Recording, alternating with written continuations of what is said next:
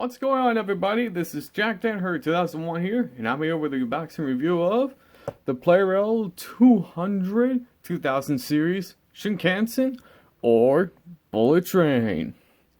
So I bought this on Amazon for sub $70. I mean, it was $65 to $67. I mean, this is a limited train. I mean, this was one of the few models that I've always wanted for years. I mean, it was like around $50 when I wanted this. You know, I regret looking back now because I didn't buy this. Even though I had the money, but I went to college, and now I'm here again, back to square one. But I got my license last week, so I don't know, a job will be confirmed. So I don't know what am I gonna do when I get a part-time job. I'm not sure what am I gonna do with my YouTube channel if I get a part-time job. Will I continue, or will I outgrow this channel and move on? Who knows? Only time will tell. I've nearly got 1,000 subscribers, which is exciting. So here's the back of the box. So it's a 2-speed unit. I love this box. You know, the reason why I bought this train is because it really does remind me of the Hess trucks that have been made for years. And I decided to buy this. It's because it's, well, green, white, and red.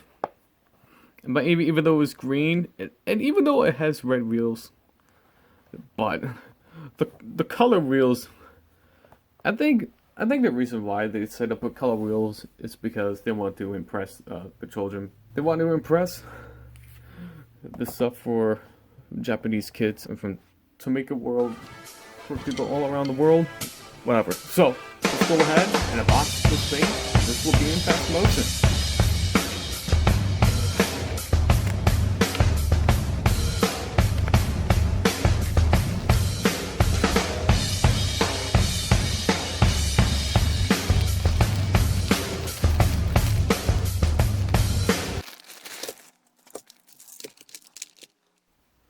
Okay, so here we have the Shinkansen, the middle passenger car, and the back. So what's very interesting, it has the newer instructions instead of the old one. Like, instead of the warning, don't put the train on your head when you have hair, it has all the info, but there's no back, so I won't show you the back. So here it is. Here is the bullet train itself. Let's take a look at the back one first. And this is one of the classic models of the Plarail series, and that's for sure. It's because, you know, as I said, the red wheels, the body too.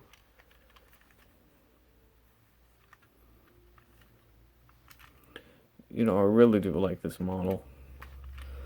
I'm loving it already since I opened this. And here is the middle, or the middle passenger car, whatever it is. You know, I don't really get informative on bullet trains that often now. I mean, I used to, but now I don't. Whatever. Very nice. Very nice. And here is the train itself. I mean, you can tell it's a 2-speed unit. Not like the EF510 that I reviewed this year, as of the recording of this video. This is very nice. I really like the paintwork. I'm not sure if these lights work, or they're just to put in the detail. I don't know, but very, very nice model. This comes off like this. Oops. What's very interesting, why he's bent it all the way back?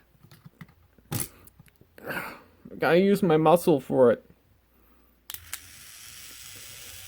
Yep.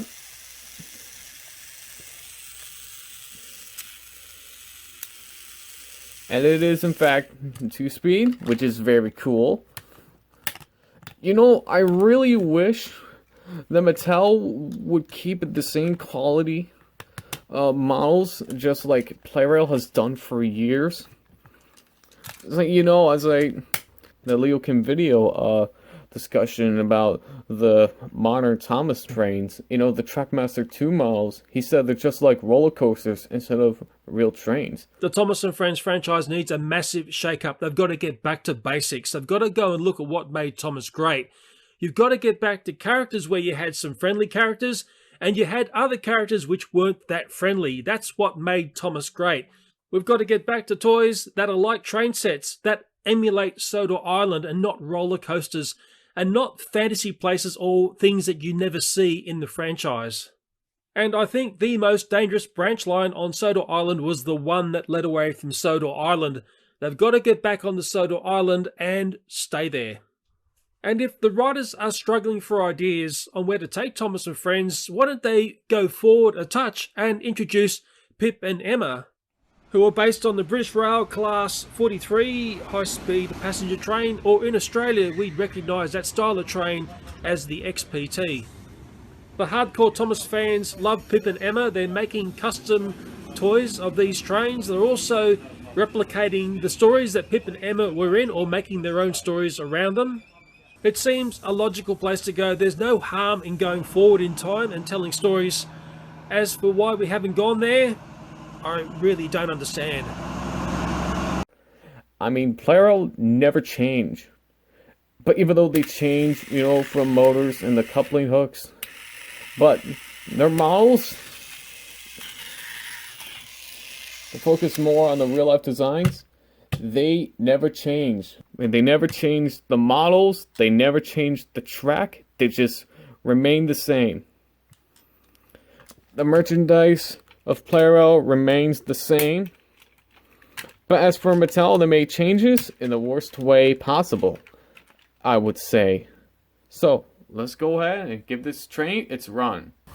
So, we're at the railway, and here comes the 200 Shinkansen's run. But I'm going to do the low speed version, so here we go.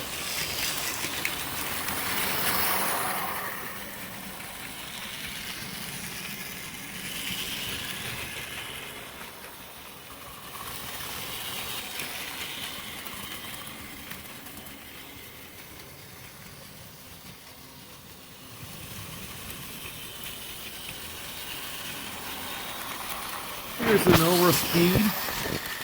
normal speed on the hill climb, and it did a good job. So, that was the low speed, and now the high speed. So we've done the low speed version, but now the high speed version. Here we go.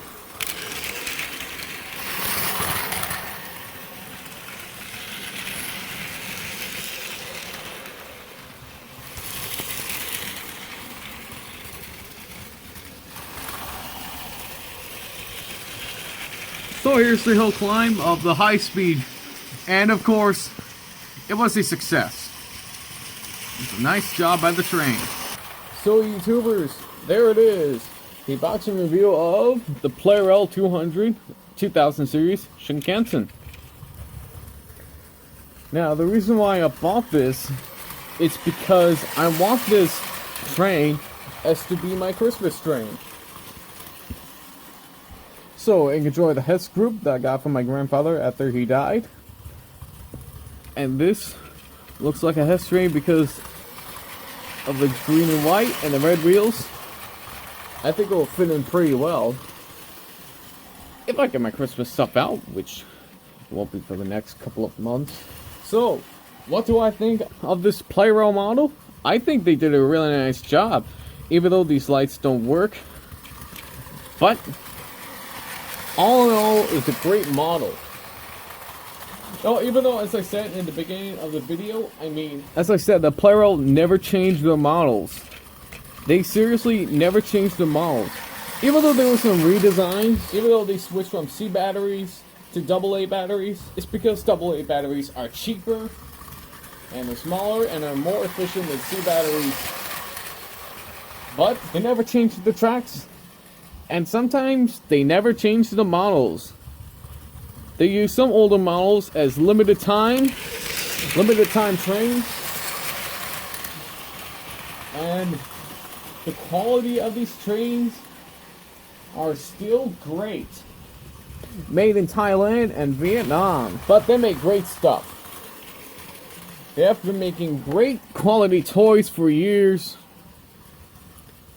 But ever since Fisher-Price and Mattel took over, I mean, as we knew that the series declined in 2010, ever since Sharon Miller became the head writer of Thomas the Tank, I mean, the show's quality was terrible, but the quality of the models were good back then. I mean, we had a bad show, but good train models, such as Bash, Dash, and Ferdinand from Missy Island Rescue, Dan and Dart, Belle, Flynn from Day of the Diesels, then Blue Mountain Mystery, which is the best successor from the Sharon Miller era, with Luke, and Talking Yellow Victor.